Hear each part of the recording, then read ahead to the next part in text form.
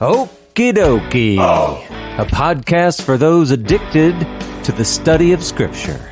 Welcome, fellow addicts. This is your safe place to OD. Samuel! Here I am. What are we going to talk about today? Today we are still in the Gospels. This is Gospels part 65. Last week we saw where Jesus and his closest disciples came off of the mountain after the Transfiguration story.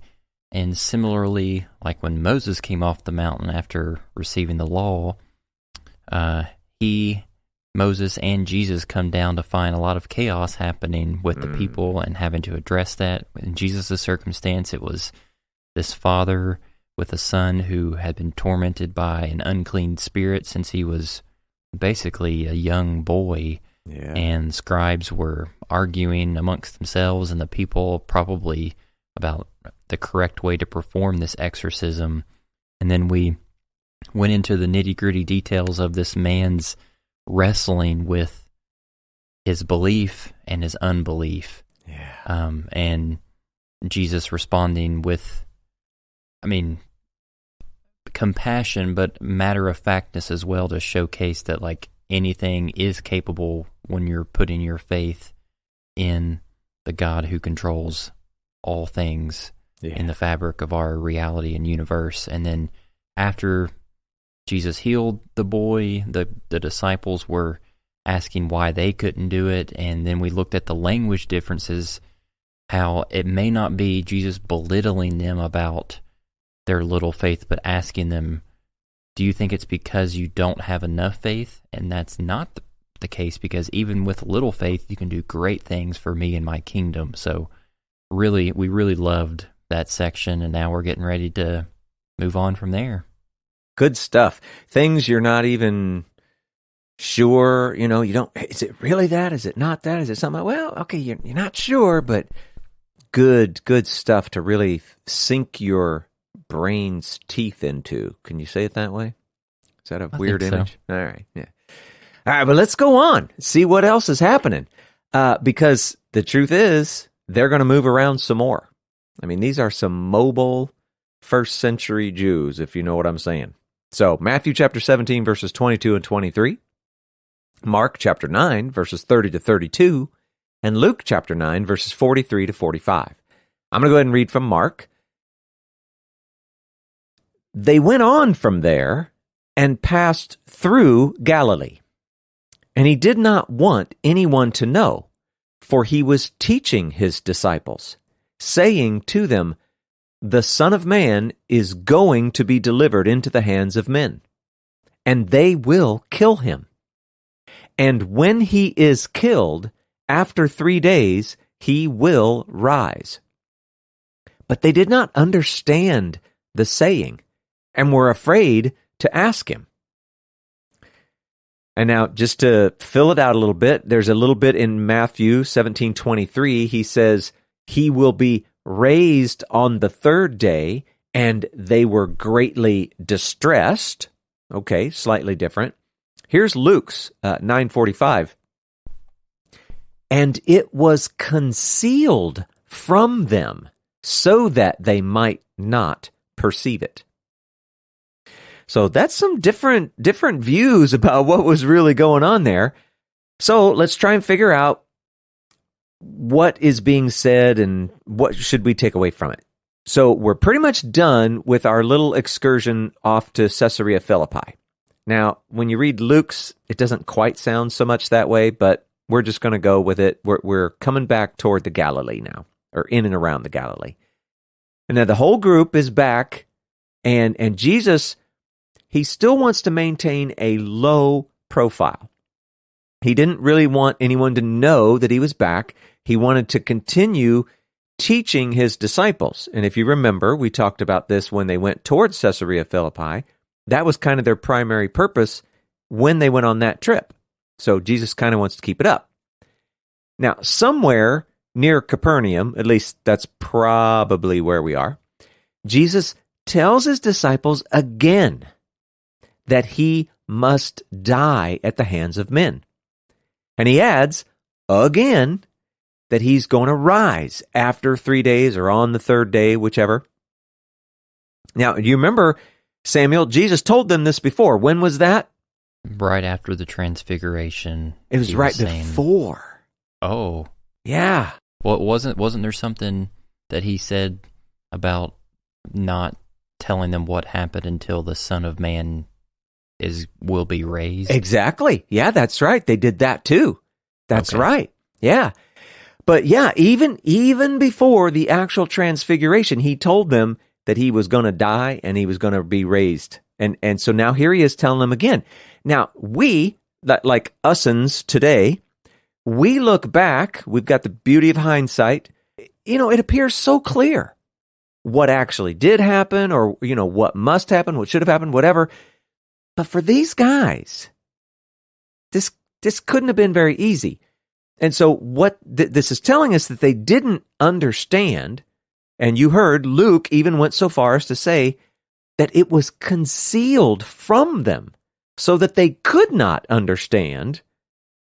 And these poor guys, all they really knew was that they didn't like it. Matthew uses the word distressed. Now, this could mean like they were angry or enraged about it. Or it could mean that they were grieving about it.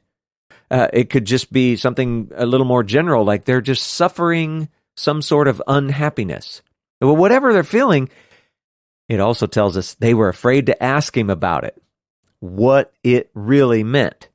Now, on one hand, and you can imagine this, Samuel, maybe they didn't really want to know. It's like what do? We put our hands in our ears and blah, blah, blah, blah, right? Mm-hmm. I don't want to hear it. Don't tell me that. But remembering back to the last time that Jesus told them this, why do you think they might be afraid to ask him about it this time? Well, Peter didn't fare very well after that interaction, so they probably don't want to repeat his mistake. Exactly. Yeah, that was when Peter got the old, "Get behind me, Satan," right? So, yeah, I'd be afraid to ask too. So if you just try to put yourself back in this place, in this time, in their shoes, man, this would have been a hard thing to hear. And especially if, like what Luke is saying is real, that it was actually concealed from them. There was some sort of supernatural thing going on. I don't know. Mm-hmm. Yeah, and this contextual detail that I'm bringing up, I know it probably feels weird to hear it, but based on what I've learned, it's true. In first century Jewish culture, the only relationship that would have been at the same level or potentially higher, more intimate than a father-son relationship would be a student and his rabbi's relationship. That shows how close and intimate and special that relationship is, and what a rabbi means in a young man's life. And so there is a fatherly aspect to that relationship. And so, anybody listening, like if you can put yourself into their shoes of like being, I don't know, let's say anywhere between 13 and 18 years old, and hearing your father or your father figure say like, "Yeah, just letting you know, guys, like pretty soon, like I'm going to die." And there's no way to make that less hard to hear. Right, yeah. It would have been very intense, very, very intense. So now the funny thing is, the I don't know, sort of the feeling, the personality of the stories, we just kind of drop right there. This whole thing going to Caesarea Philippi and all the things that came during and after seemed, it's a little bit intense. It's kind of a big deal. And now we're going to read in Matthew chapter 17, verses 24 to 27. And I don't know, things just kind of go back to semi-normal, if you can say that, whatever. Here's what Matthew writes. When they came to Capernaum, the collectors of the 2 drachma tax went up to Peter and said, "Does your teacher not pay the tax?" And he said, "Yes." And when he came into the house, Jesus spoke to him first, saying, "What do you think, Simon? From whom do kings of the earth take toll or tax? From their sons or from others?" And when he said, "From others," Jesus said to him, "Then the sons are free. However, not to give offense to them, go to the sea and cast a hook and take the first fish that comes up, and when you open its mouth, you will find a shekel. Take that and give it to them for me and for yourself." All right, well, that's kind of a cool story, huh? Weird, whatever. So again, we've sort of left behind all of the heaviness or the intensity of this whole Caesarea Philippi excursion that we were on. And this little section acts, I don't know, kind of like a segue leading to the fourth of Matthew's 5 discourses. I know we've talked about that a little bit, but that one, it's not yet. This is just in between. We'll talk about that maybe in the next section or so when we get there. But we're back in Capernaum. And we have some people who are collecting the annual Jewish temple tax. Now, first of all, this is a really good indicator of what time of year this is. It's just before Passover. This particular tax was always collected at the same time. It was about a month before Passover. Now, interestingly, what we're talking about here, this tax, it comes straight out of Scripture. God is the one who commanded it. Samuel, you know what? It would help us even if you read it. Go to Exodus chapter 30, verses 13 and 14. Each one who is numbered in the census shall give this, half a shekel according to the shekel of the sanctuary. The shekel is 20 gerahs, half a shekel as an offering to the Lord. Everyone who is numbered in the census from 20 years old and upward shall give the Lord's offering. Okay, so you can see how, that sounds a lot like what we're doing. And like in this case, it was each male. You had to be 20 years or older, but you had to pay this tax. Here's the thing, though. Back in Exodus, this was never intended to be an annual tax. It was just a one-time thing. Now, later, okay, so when we're reading in Exodus, we're talking about the tabernacle. And then remember, we had the first temple, the one that Solomon built. Now we're in the second temple era. And so it was later, after the Babylonian exile, when they were beginning to build this second temple, Nehemiah instituted a similar kind of tax with regard to that second temple. Now, in that case, it was only a third of a shekel, but it was actually an annual thing. And so it could be that this that we're reading about right here, it is literally just a continuation of that. They, kind of changed the amount or whatever, but it may have been just a continuation.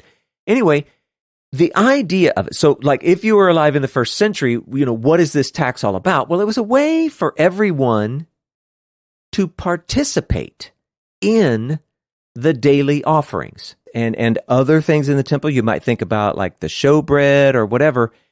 It was a way for everyone to, it's kind of like having a little skin in the game, a way to feel like you're a part of all of the things that are going on in the temple. And I say that because this was not a hated tax. And the people who would come to collect this tax, they also were not hated. So we've talked a lot in this podcast going through the Gospels about tax collectors and how hated they were and all that. But that's because they were working for and with Rome, collecting taxes for a very different thing. This is not that. So that seems important to get that in your head. Now, here's the thing, and I always find this very humorous. Peter is asked, and it's you got to listen to the way this is worded. Peter's asked if Jesus does not pay the tax. I don't know, you read that, it was so weird. It's like, yes. Well, is it yes, no, or yes, yes? Exactly. Yeah. And that is exactly what some scholars argue about. Peter, all he says is yes. And so you've got some scholars who think that it should be taken more like, Yes, he doesn't pay. And then others, and I'm going to say most likely us, and I think it's probably the majority, they actually read it as, yes, he pays. So, it's really interesting, and I don't know how from the text you're supposed to know that you know that you know, but it's just a funny one. But anyway, I think that he does pay, and this is another example, and we're going to see it, the rest of the story tells this. It's an example of Jesus willingly participating in laws that are created by men. And I mean, specifically, this would be the Jewish leadership, Sanhedrin, etc. And I'm just going to say, this appears to be his norm. He obeys all of the laws of Torah perfectly. I mean, that's how you even qualify to be Messiah. But in addition, even all of the traditions of men, the oral Torah, all those things, he seems to go along with all of that, unless he finds that they actually contradict with the real purpose, the real essence of Torah itself. But if they don't, he just seems to kind of play along. And so we see it. Jesus kind of uses this situation. It's like a teaching moment. Peter, and this is funny too, and you don't have to read it this way, but this actually makes sense to me. When he came into the house, Jesus spoke to him first. And so it appears as though Peter was out doing something by himself. This guy comes up, asking about the tax. Peter goes back to the house.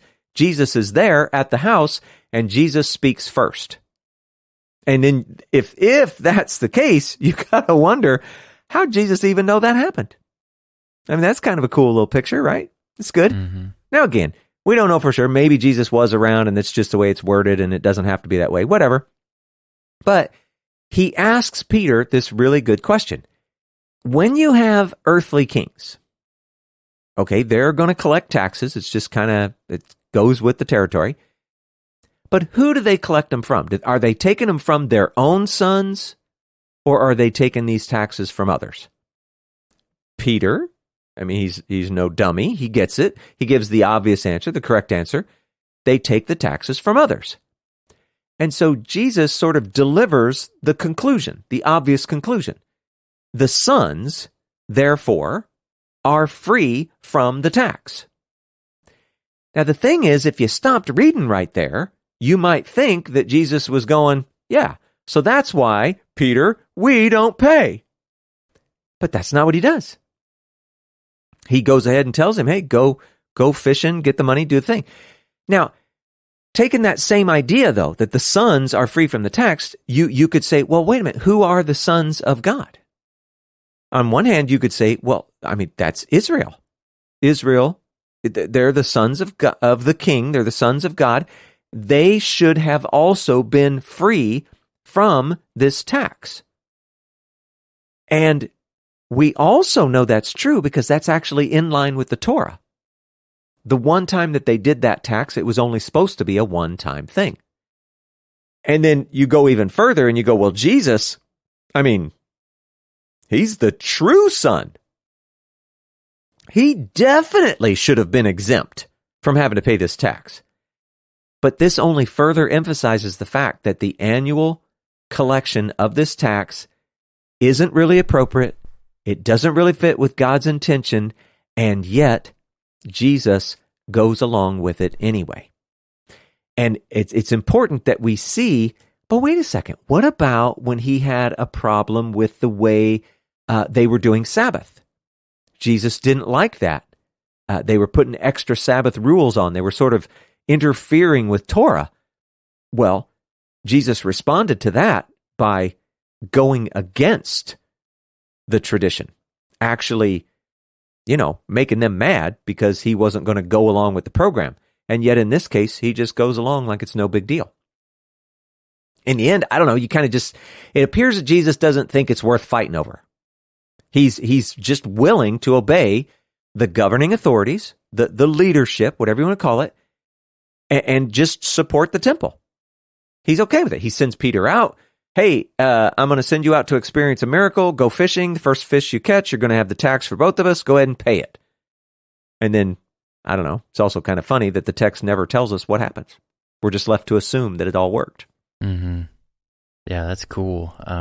I never thought about that aspect that Jesus was addressing another example of Jewish leadership potentially using part of God's law outside of what God's true intentions for that were. So that's really neat. I also wanted to add just a quick contextual detail. I can't prove this. I don't have any specific reference off the top of my head. It came from, again, Marty Solomon, but this is just in line with the defense of the youthfulness of most of Jesus's disciples. If we go back to that Exodus 30 reference and we focus on the age on who was participating in that tax, it says everyone who is numbered in the census from 20 years old and upward. So if you take that detail and then you add it to the very end of this part in Matthew where it says, whenever Jesus is saying to get the money from the fish to pay it, he says in verse 27, take that and give it to them for me and for yourself. It's interesting that he didn't say, give it, because in some ways the rabbi is responsible for providing for all of his students, and that would include something like this if they were of the age to be held accountable within this tax. But the fact that the text just singles out Jesus and Peter, and we know that Peter is kind of like the ringleader, the example, the model student in this Talmudim group. I just think it's interesting. So take that for what you will, but it's kind of a cool detail. Yeah. Yeah, it is. It's a very interesting way to look at it. And we've said this before. It's not that big of a deal. Marty does, what do you want to call it, age the disciples younger than I would. He's very willing to put them all the way down to like age 12 or 13. And I'm not going there. I think they were upper teens and possibly into early 20s. But the point of all of that is just to go, most people get an image of in their head of the disciples being in their 20s and 30s at the youngest, and maybe even older than that. And that is definitely a really, really bad picture to have in your head. You need to picture young men. And another thing about that is a 13-year-old today seems really, really, really super young. A 13-year-old in first century Israel was probably, they would seem to us much more mature, much more adult in many ways. So, yeah, but yeah, that's a really cool image. At least Peter is 20 or more. Mm-hmm. We got that. So yeah, it's I don't know. It's a good picture, Samuel. Glad you brought it up. Now, again, these the stories, they seem to kind of switch context, switch places, switch everything kind of quickly. And that's just the way the Gospels are sometimes, especially as we're trying to go through chronologically. This next bit we're looking at is Matthew chapter 18, verses 1 through 6, Mark chapter 9, verses 33 to 37, and Luke chapter 9, verses 46 to 48. And I'm going to go ahead and read from Matthew. At that time, the disciples came to Jesus saying, "Who is the greatest in the kingdom of heaven?"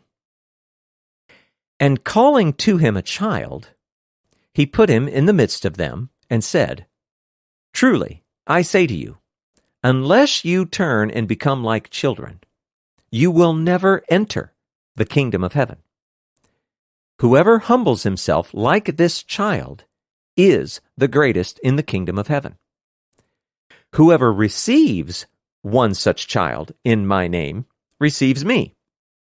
But whoever causes one of these little ones who believe in me to sin, it would be better for him to have a great millstone fastened around his neck and to be drowned in the depth of the sea." So, kind of good news, bad news, I don't know. But the important thing is, at least, I don't know, just so you kind of understand some of the things you'll hear people talk about in Christianity generally, we are now beginning the missionary discourse. Wait, I'm sorry, I got that wrong. This is the beginning of the community discourse. We've already covered the Sermon on the Mount. We covered the missionary discourse and the kingdom parables. And this chapter 18 is known as the community discourse. Now, some people also refer to it as the church discourse, but I avoid that word like the plague, because the word church, it just brings with it a ton of misunderstanding. We talked about it. Did we talk about it, or is that coming up? Somehow, the word church is kind of a made-up word.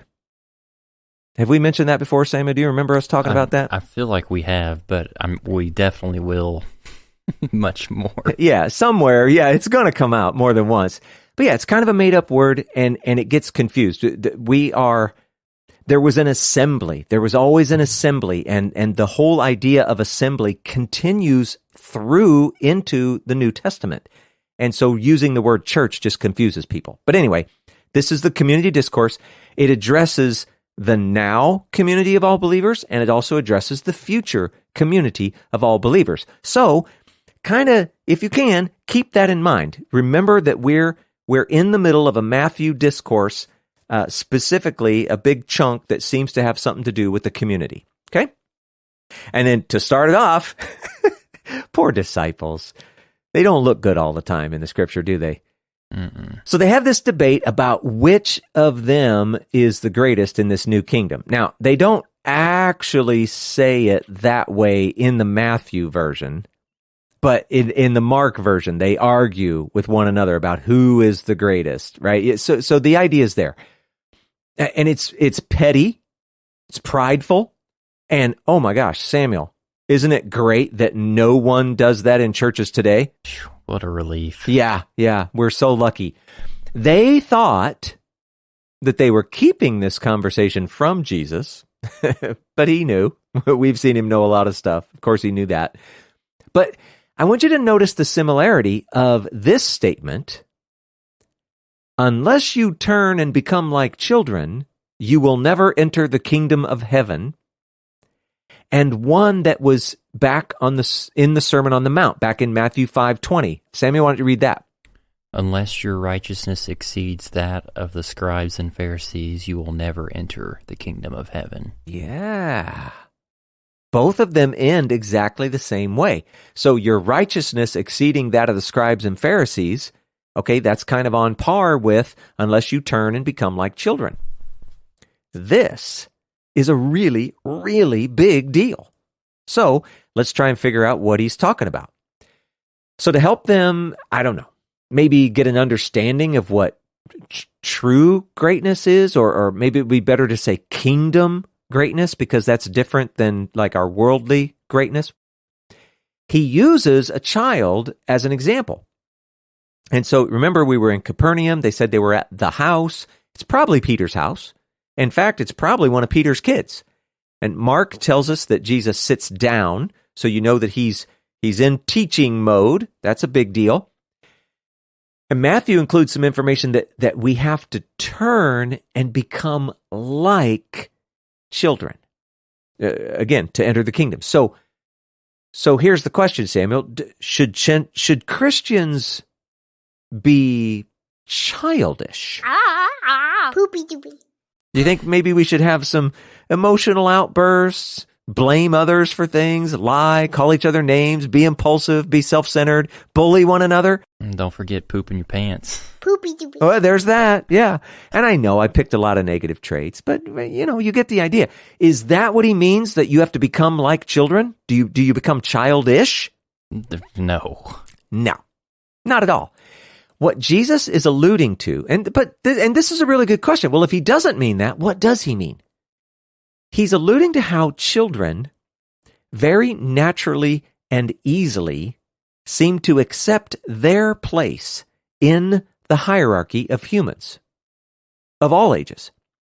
Now, I realize when kids are together, and the way you might see them playing and interacting together, this isn't so much the case. But when kids are interacting with adults, they're content to be at the bottom of the hierarchy, at least generally. You see it. And Matthew continues that whoever humbles himself in that same manner, meaning they're content to be at the bottom of the hierarchy of anything, everything, all the time, which means they are truly considering others to be greater than themselves. Okay, that person, they're the one that is greatest in the kingdom. And so he's actually directly answering the debate the disciples were having, and yet we're kind of left with this thing that feels very paradoxical. It's, okay, so what you're saying is, be content being at the bottom of the hierarchy, put everybody else above myself, do all of those things, and somehow then I'm great? It's kind of weird, right?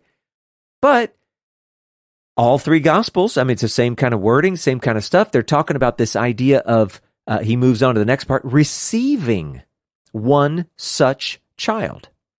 And now this is an important part because he starts out by bringing a child into his midst, and he starts talking about him. But by the time he gets to this part about, hey, whoever receives one such child, well, I mean, nobody's going to argue that that doesn't apply to actual children.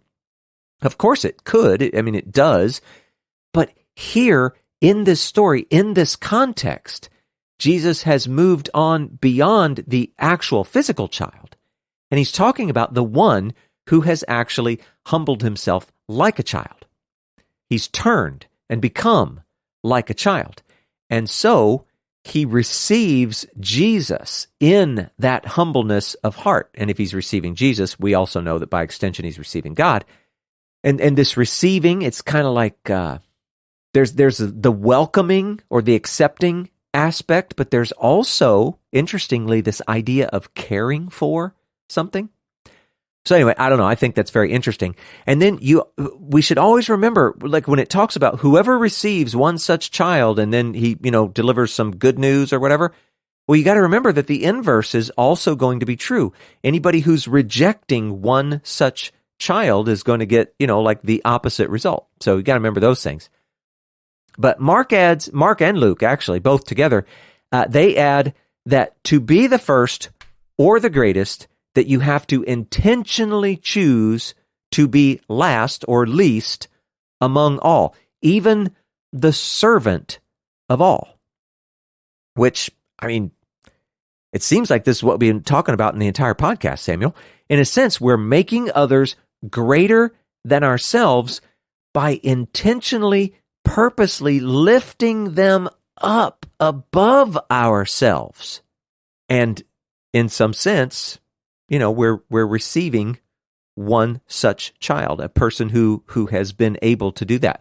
And it's kind of paradoxical. We also have to recognize let's see. We got to make sure we get all the parties in here. You may have a person who is choosing, you know what? I want to be the least. I want to be the last. I want to always be the guy who's lifting up others, doing my part in that. Well, they are the least or the childlike or whatever. You also have some who, through circumstance or maybe knowledge or this or that or whatever, they also are like a child, and it's not by choice. So any and all of these are included here. We have to recognize that all of these people, those who have by choice or not by choice, are the least among us. There's a great vulnerability in that. This kind of person can easily be used, taken advantage of, even abused in the worst case. And it's important that we see that because we are not only to welcome or accept them, but we're also to care for them. That's to receive one such child. So in Matthew's telling, Jesus recognizes this, and he adds that anyone who takes advantage of these little ones, the least among them, and again, it could be by choice or not, you take advantage of them and you deserve even the most horrible and fateful of deaths. So not only should we strive to be the least, and It's not like beating yourself up, beating yourself down, but by lifting others up above us. We must also be protective and caring and watchful over those who are least among us, because they're all vulnerable. And again, sometimes it's not by choice, but sometimes it's even by choice. We have to keep them from harm, keep them from stumbling, keep them from sin. And again, community discourse, this is all about being the assembly, the body, the church, if we can use that word.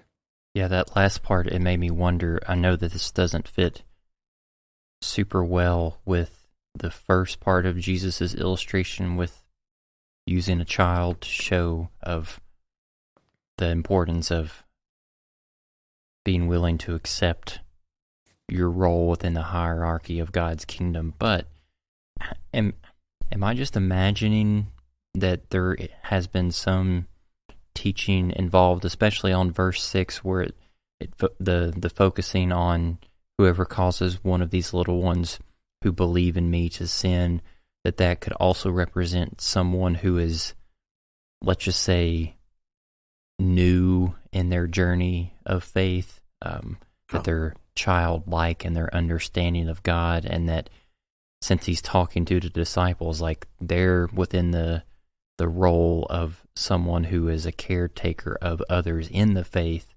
and that if you're doing something to prevent them from continuing to grow and pursue God, that is what Jesus is referencing as like this great travesty that is going to result in, some pretty serious judgment down the road.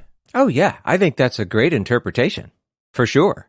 And in some way, I was kind of trying to hint at that when I was saying that you've got some people who, maybe they are ignorant of things, or maybe they're unable to do this or that.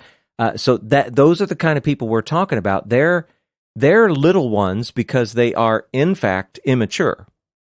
They're like the spiritual version of an actual child. Mm-hmm. But then, I'm focusing on that context where he says, whoever humbles himself like this child is the greatest, and then, the continuation from there. But yeah, what you're talking about, totally, I think that's a great interpretation. Yeah.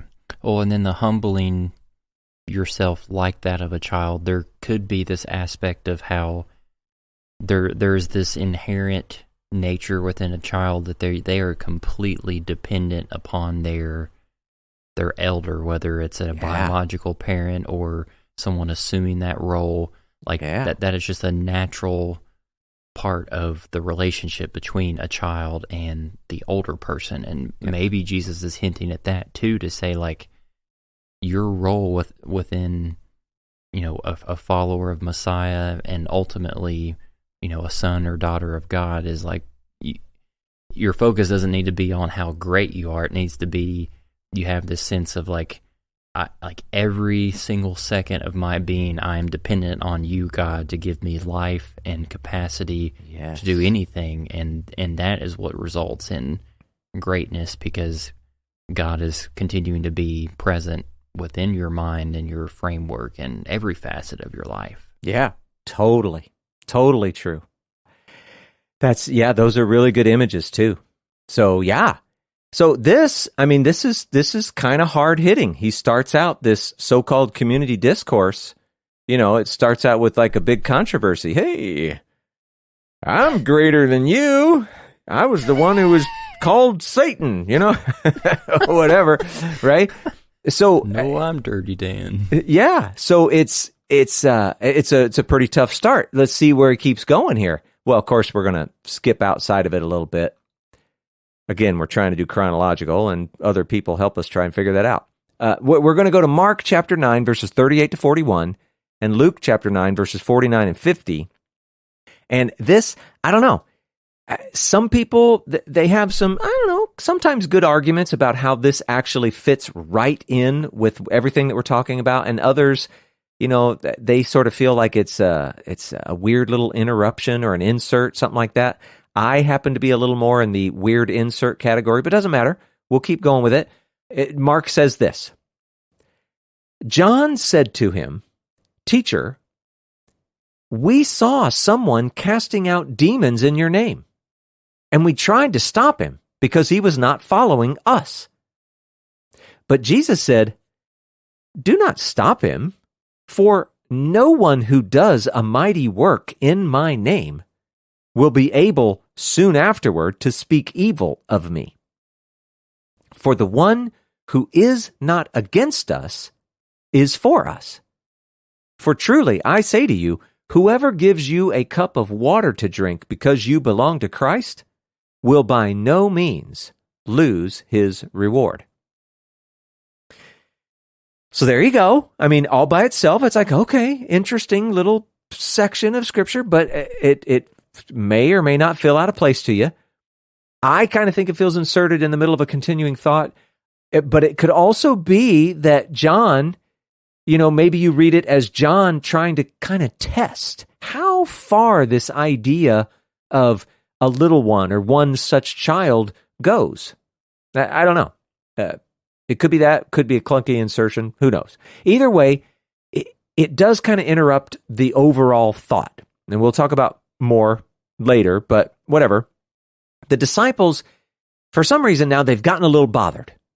They're bothered because there's some guy and he's casting out demons in Jesus' name. That doesn't seem to be too much of a problem in their eyes. The problem, at least the way we see it in the text, it's because this guy is not a part of their group. And so they even tried to stop him. Quit doing that. And Jesus tells them to let him be. And there's actually a very similar story from the Old Testament, Samuel. I'd like you to read it. It's coming out of Numbers chapter 11, verses 27 to 29. "And a young man ran and told Moses, Eldad and Medad are prophesying in the camp. And Joshua, the son of Nun, the assistant of Moses from his youth, said, My lord Moses, stop them.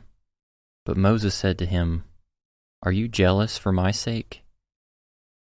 Would that all the Lord's people were prophets, that the Lord would put his spirit on them." So there's a story of Moses and Joshua, the exact same thing. Moses is, Joshua thinks, hey, that guy shouldn't be doing that. It's messing in your territory, Moses. And Moses is like, man, don't be jealous for my sake. Let the guy do it. I mean, if God's moving, let him move. So in our text, Jesus he's reasoning that if this guy is doing stuff in his name, in Jesus' name, that it's unlikely that he would soon talk bad about him? I mean, okay, that's probably true, but isn't that a weird thing to say? I don't know. Let's find out, because I think we're going to actually learn more. Now, we haven't gotten there yet, but I had to go look this up because it was bothering me. There's a similar statement, and this is in Matthew chapter 12, verse 30. Read that, Samuel, and actually just the part I've highlighted there. "Whoever is not with me is against me." Okay. Now, wait a second. What was that again, Samuel? Say it again. "Whoever is not with me is against me." Okay. And this verse says, the one who is not against us is for us. Now, on one hand, it kind of sounds like they're saying the same thing, but they're opposites. And then on the other hand, I don't know, that it feels a little bit problematic. There's something weird about that. Somehow those two statements don't seem easily reconcilable. So in Matthew, some of the, in 12:30, the one that I was referencing, the one that you read, Samuel, here's the interesting thing about it. There were some Pharisees who were saying that Jesus was in cahoots with the devil. And that's important. When did Jesus say, whoever is not with me is against me? It's when somebody was talking bad about him. Okay? And so, if you stop for a second and go back, what was it Jesus said? If this guy is doing stuff in my name, it's unlikely that he would soon start talking bad about him. Well, that's just the weirdest connection in the world. It seems like in both cases, what's actually involved here is reputation. Now, we could, I guess, maybe alter the two statements like this. We could say, whoever's talking bad about me is against me, and the one who's not talking bad about me is for me. And that's the Kentucky translation. Yeah, I mean, if it said it like that, at least it would be easy to make sense of. But the weird thing is, that's kind of what appears to be going on behind the scenes. Or, if you use those two together, they seem contradictory, and yet, in a way, they kind of bring the idea to the forefront. So they don't sound as contradictory anymore, I guess.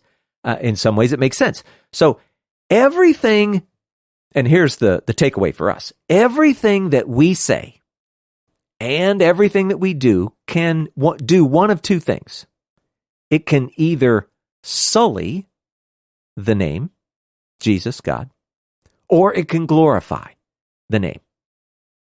So one of the ultimate goals of the whole big Bible story is that his name would be glorified in all the earth.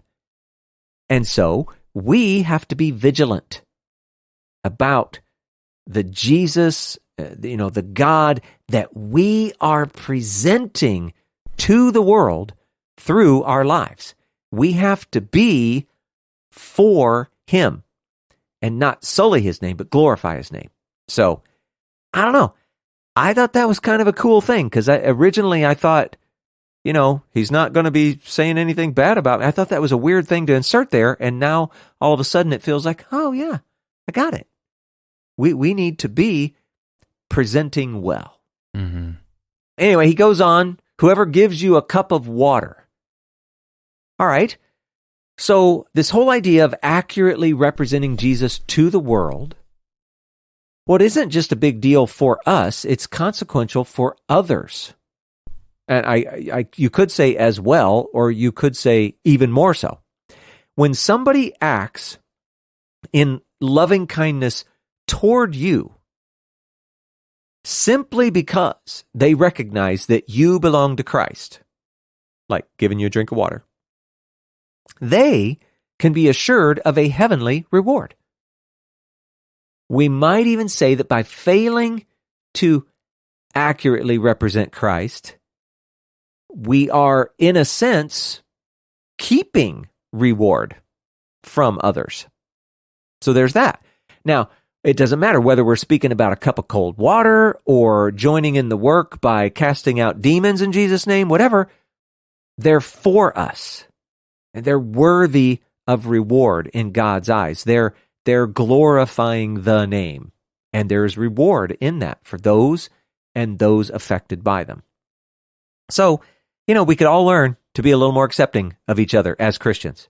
We know, Samuel? It's a crazy number. It's something like 35 or 40,000 denominations in the church, just in the Protestant church. I had no idea. It's a crazy big number. So, are we going to have differences? For sure. Yeah, of course we are.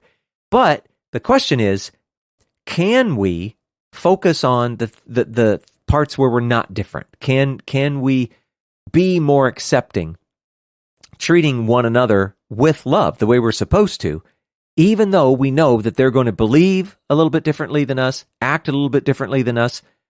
This is what we're being called to. Remember again, this is community discourse. This is life in the assembly, in the body, in the church. That's what this is all about. For sure. Definitely.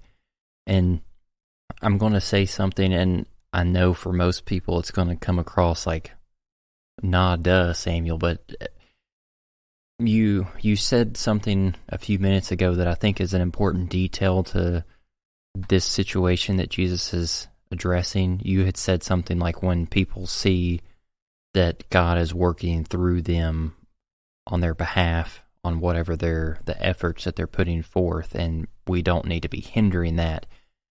I think that the key phrase there is God, like there's noticeable, I don't want to say evidence, but effects of whatever that person is doing is showcasing the characteristics of God's attributes and what his kingdom is like, and alleviating suffering and promoting compassion. That is different than, addressing someone who is using the name of God and his kingdom and his purposes to actually do harm to others or promote their selfish purposes. I'm not saying that we need to address every street corner preacher who's yelling nonsense on the corner and stop them and stuff.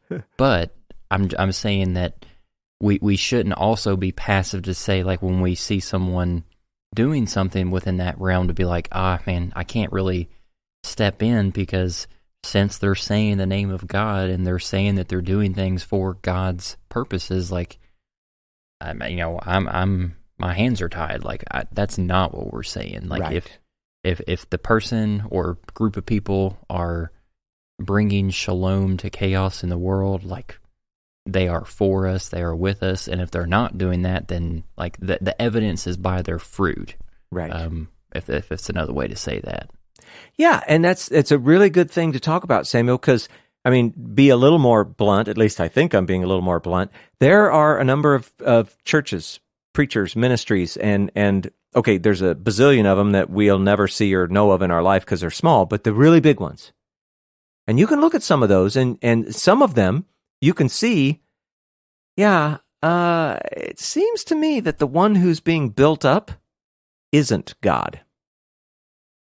Right? But all of the lingo, everything they talk about, it's God this, Jesus that, all of these things, and yet you look at what you were talking about, the fruit, and you're going, man, I don't know. That doesn't actually seem fruitful. This seems like it's maybe taking advantage of the story and taking advantage of some of the little ones like you were talking about. They're immature and they don't know any better, that kind of thing. Mm-hmm. But then you'll see other ministries where it could be big, and yet, man, I don't know. Even if I don't agree with them on certain areas, certain topics, it really does appear that, on the whole, that they're lifting up God, they're lifting up Jesus. It's more about his glory than theirs. And so you can't judge it by size, you can't judge it by the words coming out of their mouth, you can't judge it by so many things, but what you're talking about, you need to look at the fruit. Mm-hmm. Who's really getting glorified here? Because it's one of the main points of everything that God did. What it all comes down to. Yeah. Okay, let me take a look here, Samuel. Oh, no, that's way too long. We're going to have to, you know what? That's fine. This is a good place to stop. We're going to cut it off right here. It's the day after Christmas. Like, people probably still got lots of tryptophan in their bodies. They're probably getting sleepy at this point. Like, we're doing them a service. Yeah, buddy, I hope. Okay, for you and I actually sitting down here making this recording, it is not Christmas. It's a few weeks early, but I really do hope on the day that this is released, I am just kind of sitting around, feeling sleepy, doing a whole bunch of nothing. That sounds so good right now. Mm-hmm. It does. Yeah. Anyway, we'll get there. Happy after Christmas. Merry post-Christmas. Goodbye. Okie dokie. Thank you for listening to the Okie Dokie Most podcast. Don't forget to subscribe so that you never miss an episode. And be sure to leave us a rating and a review to let us know how this content is impacting your life. You can find out more information about the podcast at www.okidokimos.com. And if you'd like to get a hold of us, please send us an email at okidokimos@gmail.com. And until next time, we pray that you will do your best to present yourself to God as one approved, a worker who has no need to be ashamed, rightly handling the word of truth. We'll talk to you again soon.